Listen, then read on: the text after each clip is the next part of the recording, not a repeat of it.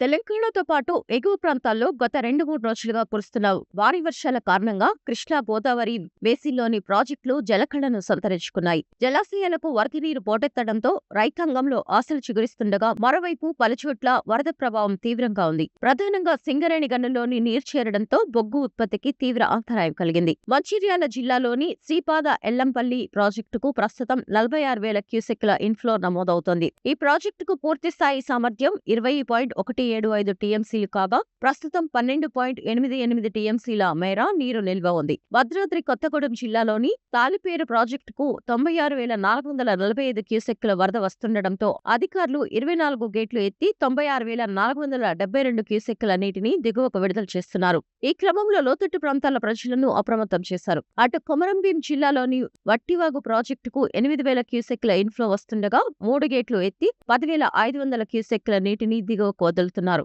మరోవైపు భారీ వర్షాల కారణంగా జనజీవనం అస్తవ్యస్తమవుతోంది. జగిత్యాల జిల్లాలో గోదావరి నది ఉధృతంగా ప్రవహిస్తుండటంతో ధర్మపురి వద్ద పుష్కర ఘాట్లకు వరద తాకింది. అనంతరం బ్రిడ్జ్ పై నుంచి నీరు ప్రవహిస్తుండటంతో రాకపోకలు పూర్తిగా నిలిచిపోయాయి. భారీ వర్షాల దాటికి మంచిర్యాల జిల్లాలోని ఇందారం, శ్రీరాంపూర్, కళ్యాణిఖని వంటి సింగరేణి ఓపెన్ కాస్ట్ గనుల్లోని భారీగా వరద నీరు చేరింది. దీనివల్ల రోజుకు సుమారు 30,000 టన్నుల బొగ్గు ఉత్పత్తితో పాటు 2 లక్షల క్యూబిక్ మీటర్ల మట్టి వెలికితీత పనులు నిలిచిపోయాయని అధికారులు వెల్లడించారు. వర్షాలు తగ్గుముఖం పట్టాకే గనుల్లో పరిస్థితి సాధారణ స్థితికి వస్తుందని వారు పేర్కొన్నారు.